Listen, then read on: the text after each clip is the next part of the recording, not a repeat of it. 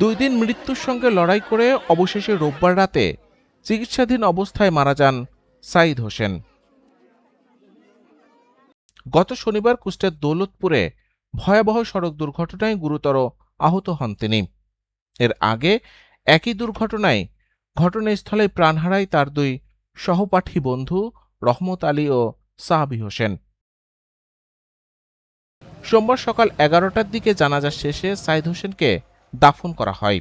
দৌলতখালী চৌহদ্দিপাড়া মাঠ গ্রামের কবরস্থানে তার 2 বন্ধুর পাশে চিরনিদ্রায় শায়িত হয় সাঈদ।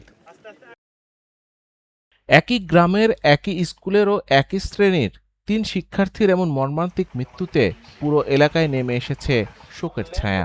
শনিবার বিকালে রহমত আলী ও সাহাবী হোসেনের জানাজা এবং সোমবার সকালে সাঈদের জানাজায় অংশ নেন শত শত মানুষ। এরকম তরতাজা আমাদের আগামীর ভবিষ্যৎ 3টি বাচ্চা, সবাই তাকে নিজ গুণে ক্ষমা করে দেব।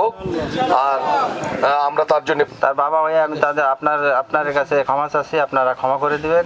প্রিয় সন্তানদের হারিয়ে পরিবারগুলোতে চলছে হৃদয় বিদারক শোকের মাতম। এদিকে নিহত সাঈদ হোসেনের জানাজায় অংশ নেন কুষ্টিয়া জেলা প্রশাসক ইকবাল হোসেন। নিহত 3 শিক্ষার্থীর পরিবারের সঙ্গে সাক্ষাৎ করেন এবং জেলা প্রশাসনের পক্ষ থেকে আর্থিক সহায়তা দেয়া হয়।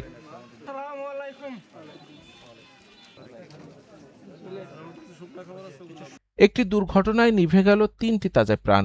স্বপ্ন দেখা বয়সেই থেমে গেল তাদের পথ চলা।